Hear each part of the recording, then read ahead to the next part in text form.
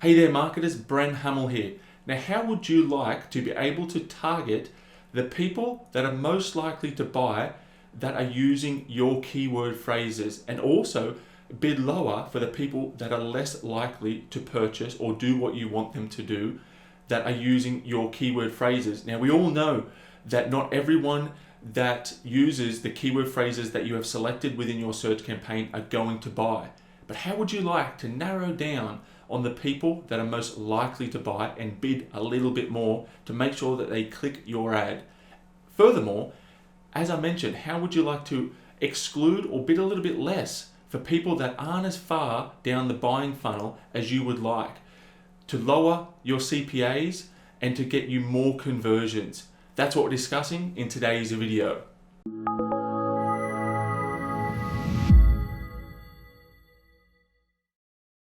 So if you already haven't caught on, what I'm discussing today is Google in-market audiences for search campaigns. These are a fantastic addition to your search campaigns because, as I said, they can give you that added level of granularity and specificity that will really punch up the performance of your search campaigns. Now, what are in-market audiences for search campaigns? Now, Google are forever collecting data about users. They're using machine learning algorithms and artificial intelligence to understand the search behavior and browsing history of your market, people that are looking in and around the services or products that you provide. Now with this, it allows you to bid more or bid less depending upon what Google thinks they are most predefined to do for your search campaigns. Now this is hugely powerful because it allows you to bid more or less depending upon the actual behavior of the person. Now we all know that behavior is king, words are cheap, but if we base our marketing on what people do as opposed to what they say, we'll yield a far better result.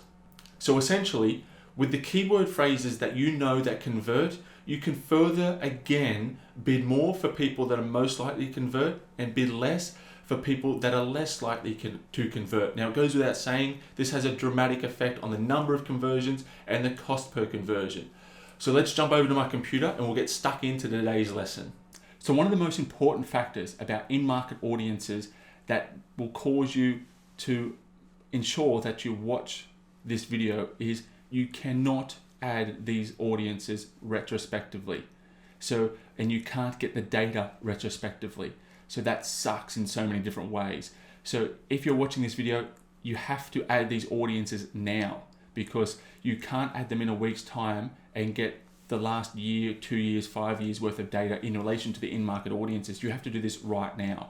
So it's really, really important that you do watch this video and implement the practices that I'm going to go through with you. Okay, here we are at my computer, and don't forget, this is part of the Google Ads optimization series that I have on my channel, and it's a dedicated playlist.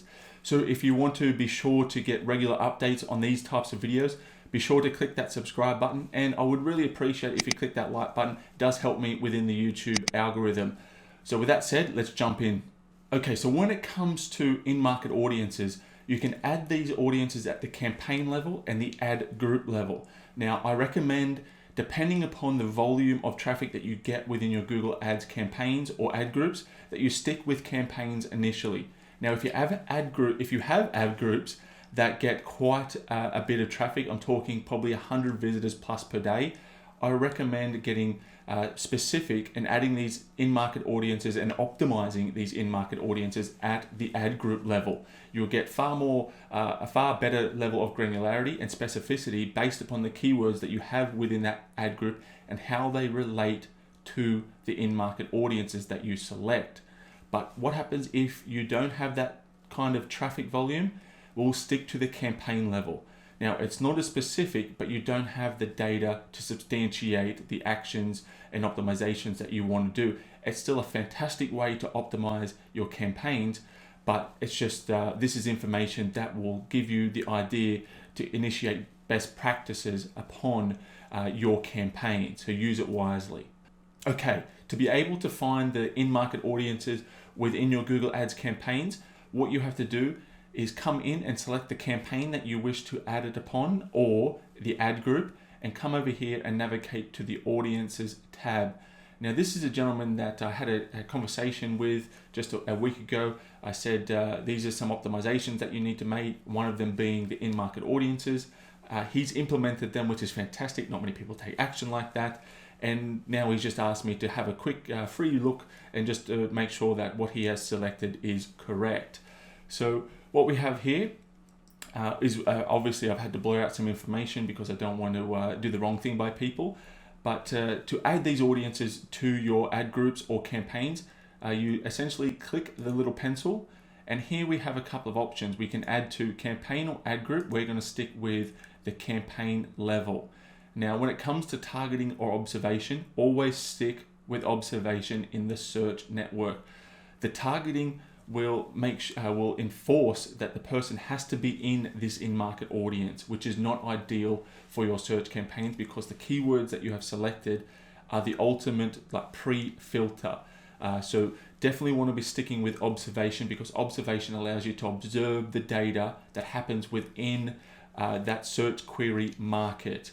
So what will happen is, let's say 100 people will search for the term dog training London, and what will happen is our in-market audiences will be able to overlay that in-market audiences for the people that search for dog training London and identify which of those in-market audiences are doing well and which are not doing well, and make the appropriate bid adjustments to essentially optimize the cost per conversion that you get for your marketing efforts.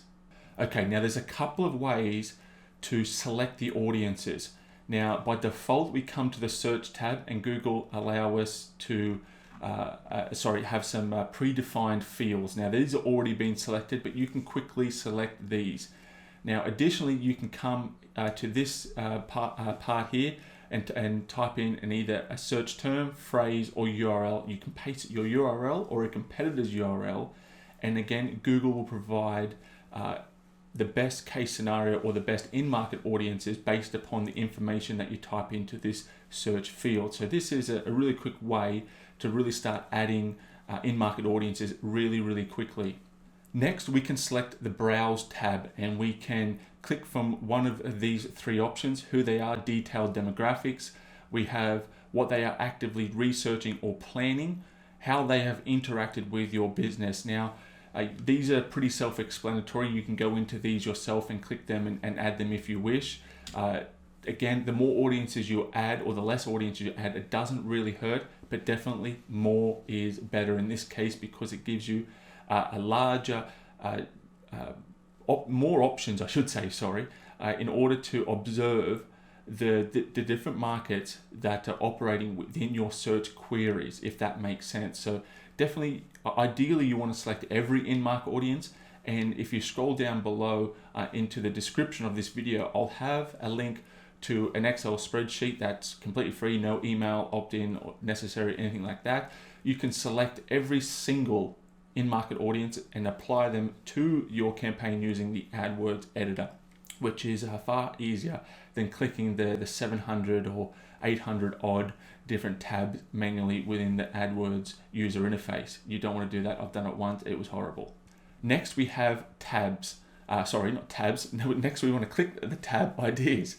Now, we want to scroll down because Google has given us a few little ideas. Now, I've just selected this one. I'll click save.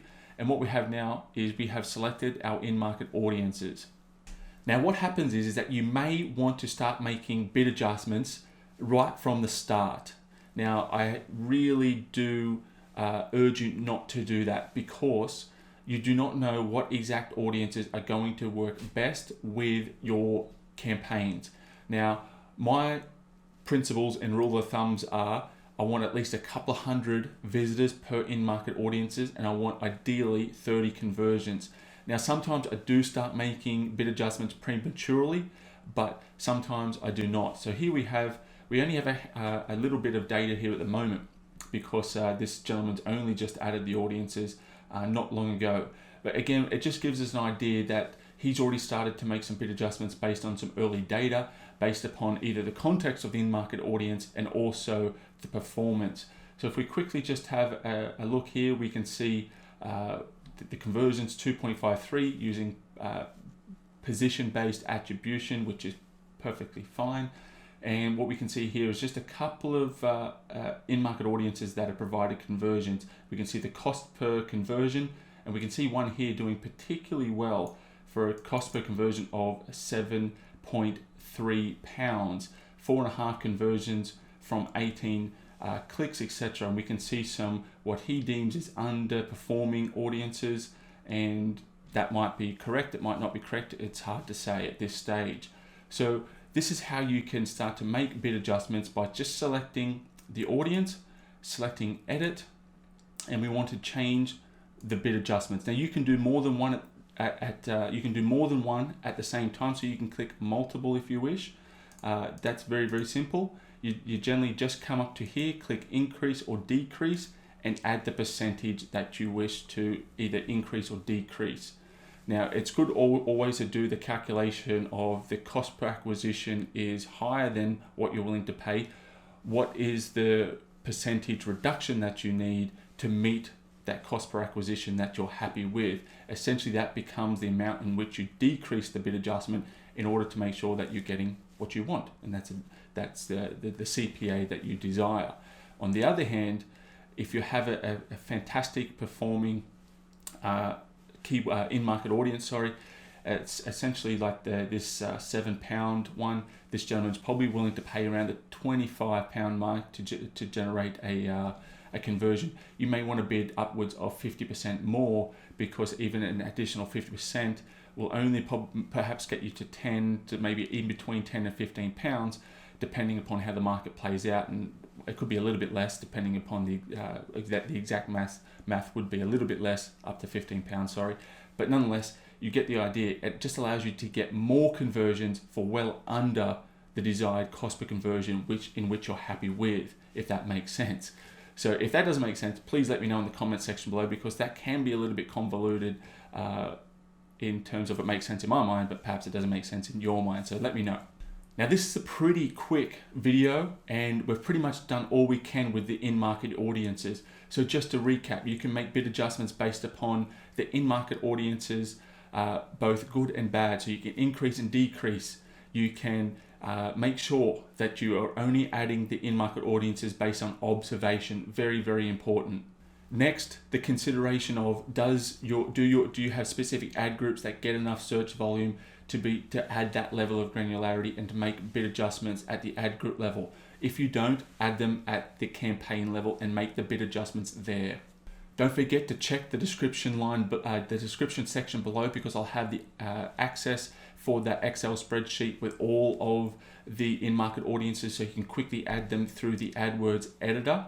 And finally, this is going to be a hugely powerful and ever improving aspect to your Google campaigns, because the machine learning and artificial intelligence that Google is using to create and manage and optimize these in-market audiences is forever getting better. So that's why I urge to get the data now and get this implemented right away. So that concludes today's video. I've got a couple of things just to quickly run through with you. I would really appreciate if you click the subscribe button and the like button. They do help me within the YouTube algorithm to get me more views, and it allows me to dedicate more time to making this content that is helping so many people. I get comments and emails all the time. With that being said, if you want further free, no obligation help, whip over to my website at brenhamel.com. Scroll down to any of the big buttons and book your chat with me. It's free, there's no obligation. Tons of people have taken me up on this over the last couple of years. The quick run through is that we have a 5-minute conversation really quickly for me to get context. I can then quickly run through your Google Ads, Facebook, email automation sequences, landing pages, so on and so forth, making a video that's dedicated and private to you, showing you the good, the bad, the ugly, and how to fix them in a practical way. What buttons to click, what to do, how to do it, etc. And that's all free for you. It's 100% private. No one can see that except you, because there may be some sensitive information.